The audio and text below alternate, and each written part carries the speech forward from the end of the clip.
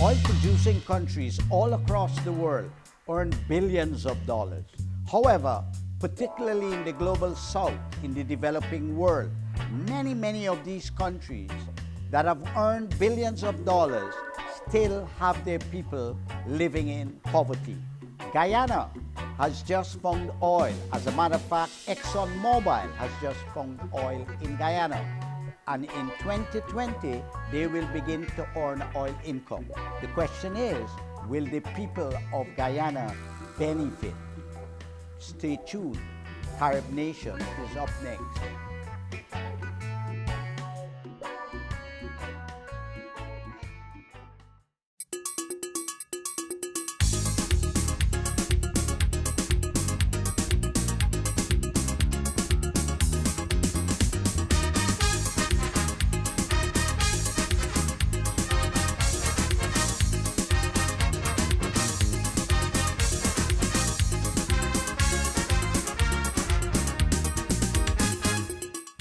When we ask the question as to how has been the impact or what has been the impact of oil revenues, enormous oil revenues, on the lives of citizens in the developing countries, the answer is very little in terms of increased employment and a better life. So today on Carib Nation, we would be looking at a country where oil was just discovered, and in 2020, that country will begin to have an income. Guyana, a country in South America. The company is Exxon Mobil. Today in our studio, Carib Nation has an eminent guest, Mr. Floyd Haynes, who is the president of Haynes Incorporated, a businessman of 25 years here in the U.S. He's the chair of the board of the Roraima Institute, a Guyanese think tank based in Washington and Guyana. And he's a professor at the University of the District of Columbia, and he studied in Oxford and Harvard. Floyd, welcome to Carib Nation. Welcome, Paul. It's good to be My here. very first question to you, Floyd, is this.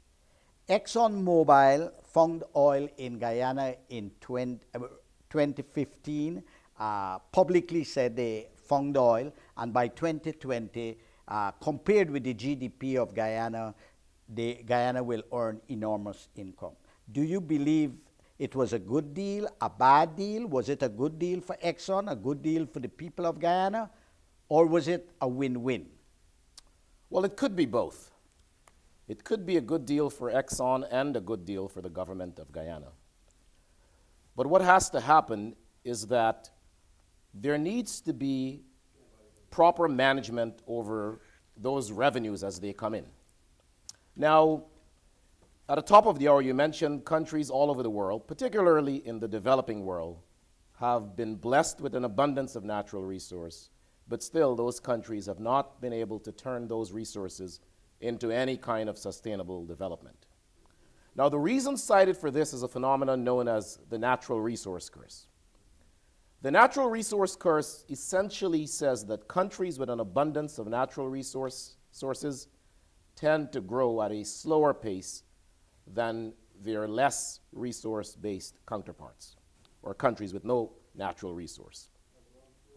Because of the slow growth, there is no sustained development, and the vast majority of the population of those countries live in abject poverty.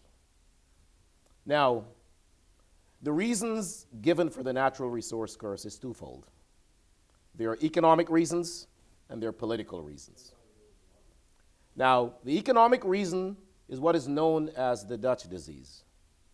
This is a term that was coined back in the 50s when the Netherlands discovered oil in the North Sea.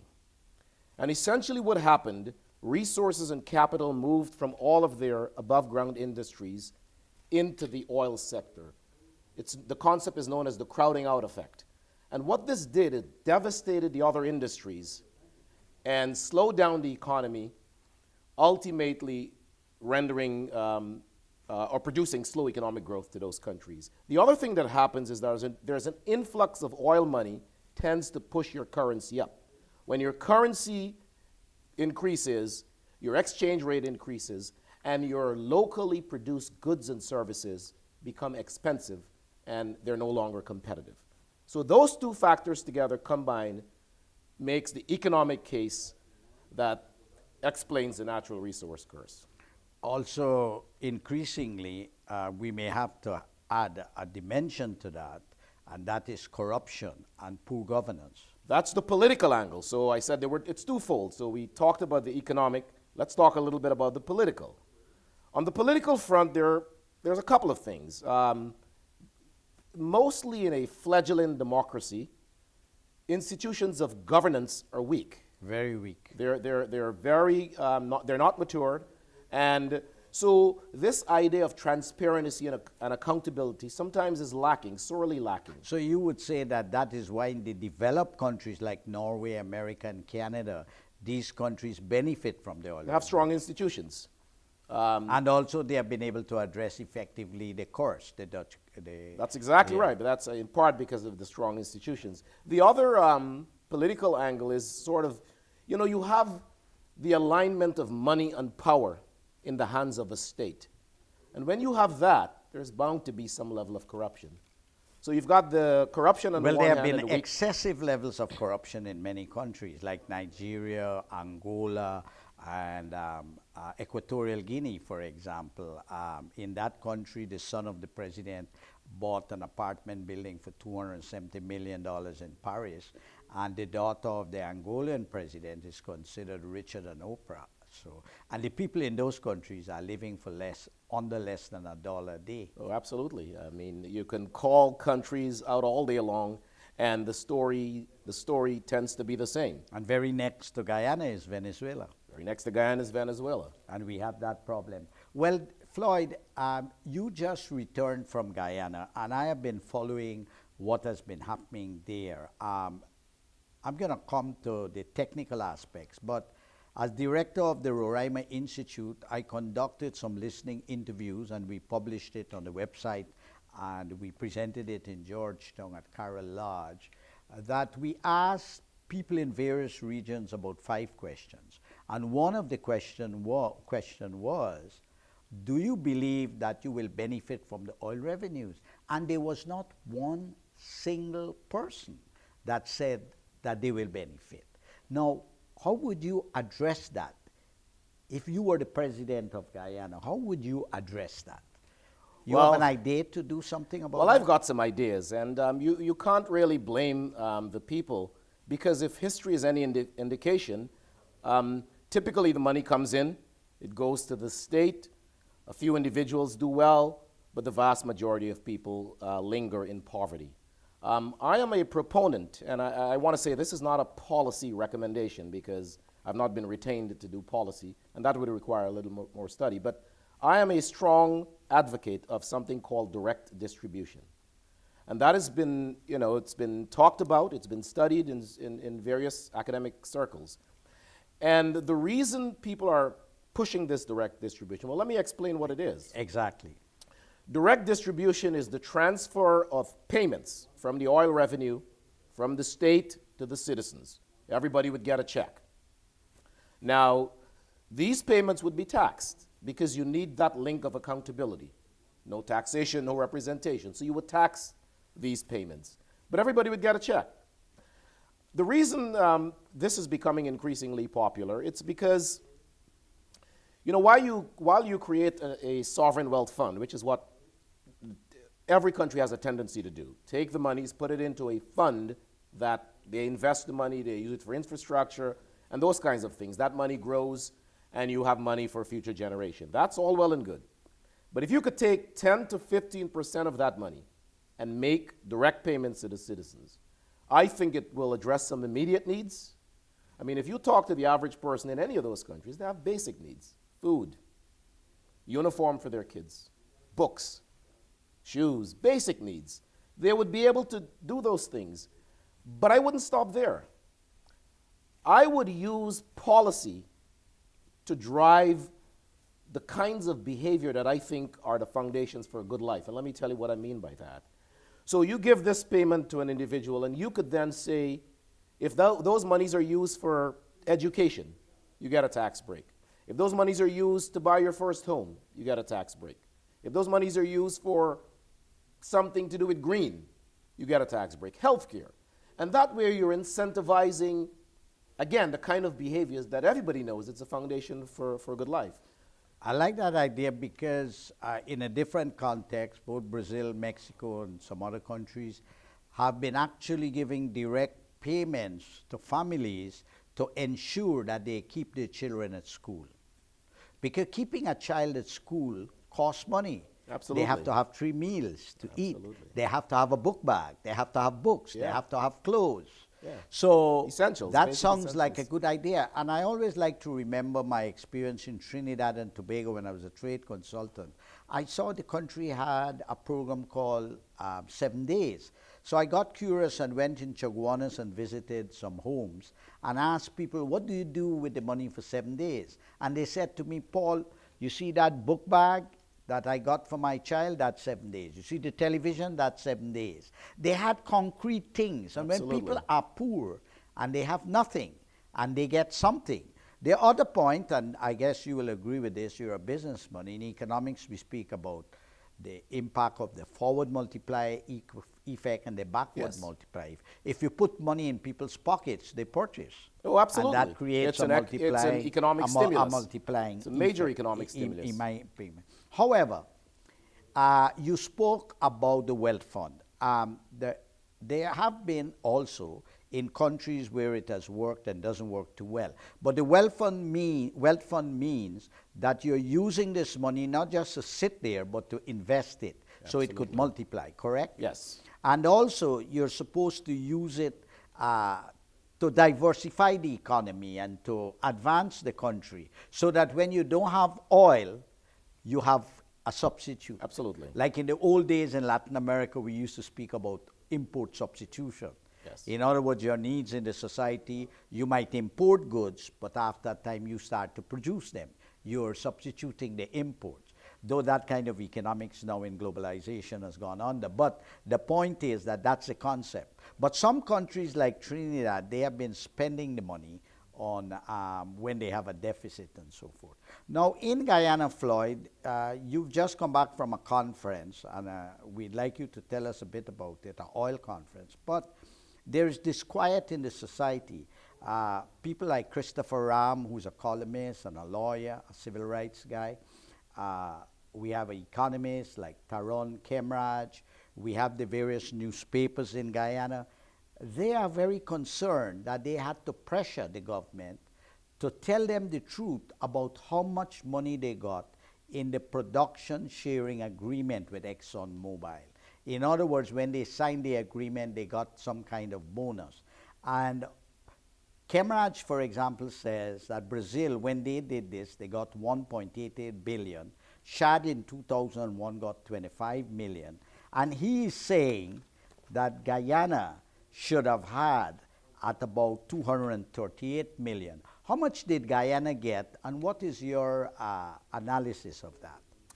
Well, Guyana got it has been reported that Guyana got $18 million as a sign-in bonus. Now, I've read a lot of the articles, I've read the papers, and it's sort of twofold, right? Some of this is political posturing, and some of it is legitimate. Now, I am not sufficiently knowledgeable enough to sit here and cite a number. Well, Guyana should have gotten this or that, or whether or not 18 million is sufficient. I think it's a fair question. I think the vigilance and the awareness that's happening in the country right now is good. Ultimately, it can yield to something good. I think it was a fundamental mistake on the part of the government to not come forward with that sign-in bonus. Whether it was 18 and million. Also the agreement with Exxon. They Absolutely. were pressured to, now it's on the web. Yes, I always believe in transparency, and you should lead with transparency. So why is it that governments do this? Why is it they have to be pressured and have to be their backs have to be pushed against the wall?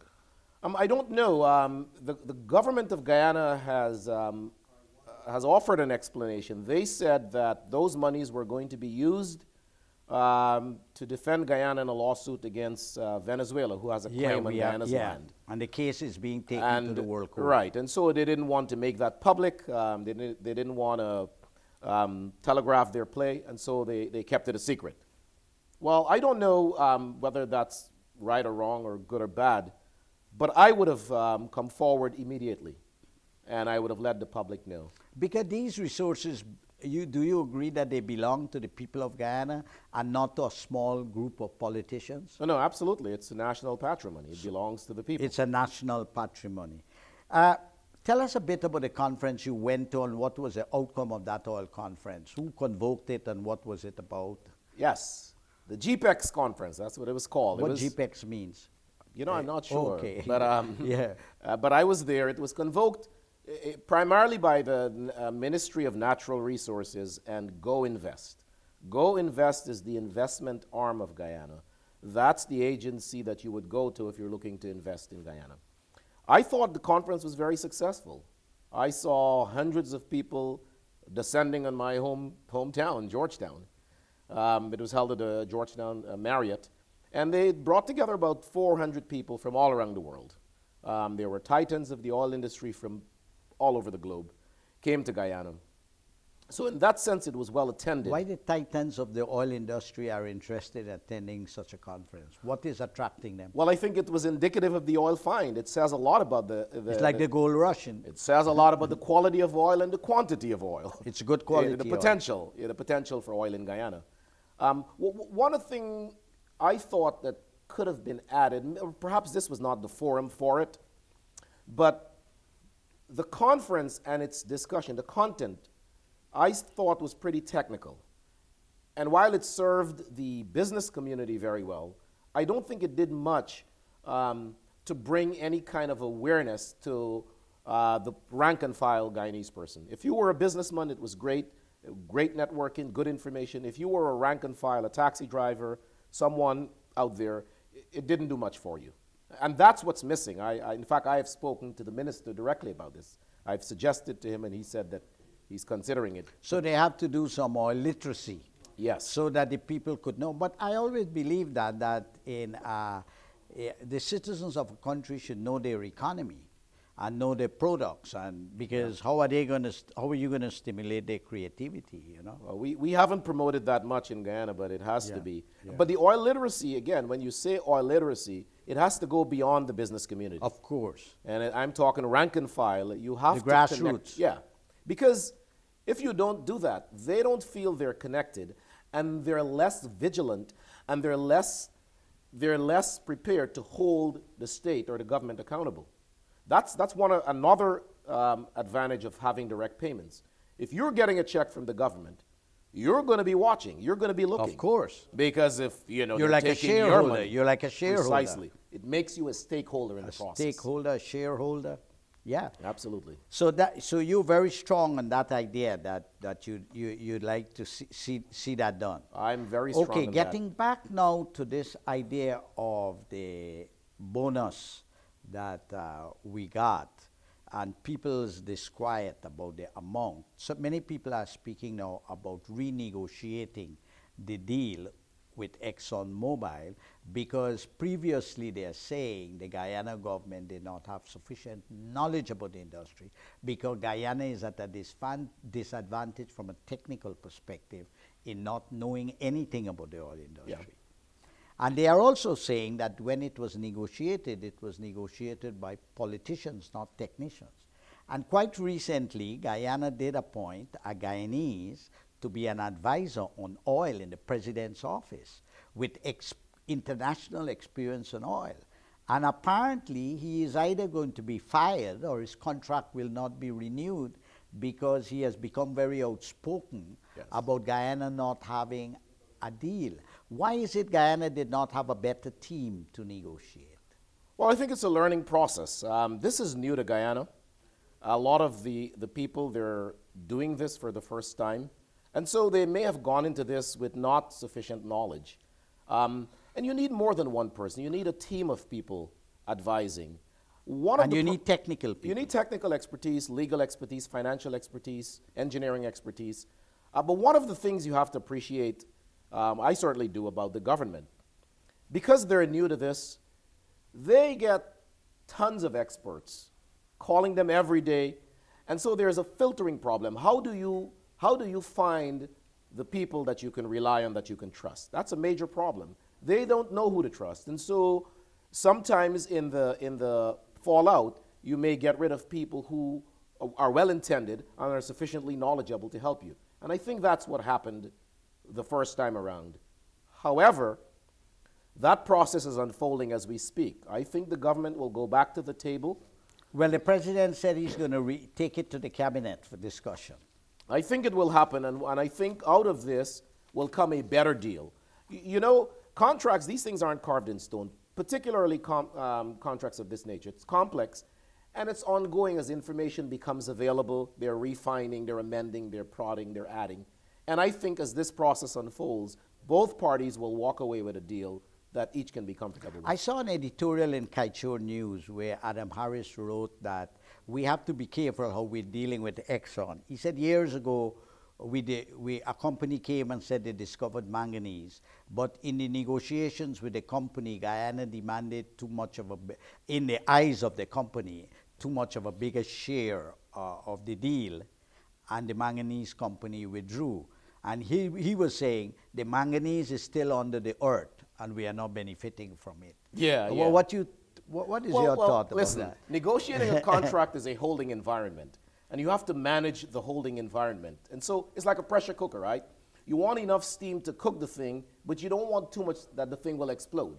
There has to be a kind of a balance in negotiating. So to Adam's point, I agree. You don't want to scare them off, but at the same time... But you also have, as you said, to keep your people informed. Yes. So they could understand. Precisely. And you don't want to roll over and play dead. So, Yeah. but I think these things are being explored. And my major concern is what happens to the money once it starts coming. One thing is very clear, Paul, whether it's 10%, 5%, 18 million, 200 million, Guyana stands to receive, in relation to its population, a lot of money, an inflow of cash. And the question that I think people ought to be asking is, what do we do with that money? That, to me, is where I think the focus ought to be. And everything should be on the table. We should look into, should we refine? I find oftentimes we engage in Guyana in a binary way. Refine, don't refine, borrow against future oil revenues, don't borrow. Give payments, don't. It's a little more complex than that. But I would say this, everything should be on the table. For example, if I were the government, I would be looking into whether or not you can borrow against future oil revenues. Again, I'm not advocating a policy. I don't know. Maybe it's not a good thing, but it should be on the table. There are risks to borrowing. You can borrow when the price for oil is high, and you have to pay back when it's low. However, you can hedge against those risks. You can insure against those risks. So it ought to be on the table, all of these things. Well, it should be on the table. Well, you know, one of my concerns is because one of my masters is on Venezuelan contemporary history, and I wrote a book about the Venezuelan oil industry between 1980 and 1948. I spent 2 years researching it. And they had a president named Gomez, and his minister of natural resources was nationalistic. Yeah. And he fired him, and he called in the oil company, which then was Standard Oil, the precursor of Exxon Mobil. Right. And he told the oil company, man, you all know more about the oil industry. You write the law about the petroleum law. I hope that doesn't happen to Guyana, and I hope we could deal with it. But you know, that reminds me, sometime I talk to you, you tell me about this whole idea, not only about oil, but all the commodities in Guyana, because we're a commodities economy. Yes. We have not transformed commodities into goods and services to export and so forth. And you were saying that Guyana is not playing with its full team. We are polarized inside, and we are divided those abroad, and that's why perhaps we are lacking the technical know-how. Remind me about your concept and how that could be applied here. Oh, yes. I mean, I've always said that Guyana takes the field with half or even a quarter of its potential. A quarter. And the way I got there is this. About half of the country lives in the diaspora. You've got as many people in the diaspora as you've got at home. Of the folks that are home, they're divided along racial and other lines. So you're down to a quarter of and so if one side wins power, that's the team that takes the field. If you're taking the field with half of your capacity, your potential, your human capital, you're never going to be as best as you can. And I think for Guyana's sake, it has to be all hands on deck. Any industry you can cite, I can find you a Guyanese at the top of that industry somewhere in the world. So there's no lack of Guyanese expertise. They exist. We just have to have a system of finding them and then sort of incorporating them into the country's strategy. Well, I also believe that in the context of the oil industry of Guyana, we have to be on our P's and Q's about our relations with the United States for two reasons. One, the United States has invested in the expansion of its oil industry and shale, and now is exporting a lot and has more leverage as an exporter. They may be reducing imports from Venezuela, for example. And secondly, Secretary of State, who deals with foreign affairs, is Mr. Tillerson, the former CEO of Exxon Mobil. What's your take on that? What's your opinion? Well, you know, oil is a commodity and it's subject to fluctuations, market fluctuations. And so as more countries come on board and more countries begin to produce, the U.S. is pushing the whole fracking industry, making oil available. As those things began to come together, Guyana is going to be in a competitive market. A more competitive. A more competitive, and you've got to be able to compete, which means you've got to have your best talent, your institutions have to work, all that kind of thing. I mean, Venezuela, our next door neighbor, is sort of going through a rough spot. But let's take a scenario where Venezuela somehow turns around. It's a major competitor to Guyana. It's sitting on the largest oil reserve. Yes. So Guyana has to be aware of all of this. And they have a lot of technical know-how, because in the early days of when they set up OPEC, Venezuela played a major role. And also in the history of the evolution of the Venezuelan oil industry, they did not build up overnight their technical know-how. No. But what happened during the Chavez period, there was a confrontation between oil technocracy and the politicians, and with Chavez. And the question was, what do you do with the profits? Chavez wanted it to distribute to the poor, and some of the technocrats wanted their own lifestyle and so forth. Well, Floyd, Carbonation will continue to keep in touch with you, and we'll continue to monitor this situation in Guyana. Well, this has been a very interesting conversation with Mr. Floyd Haynes.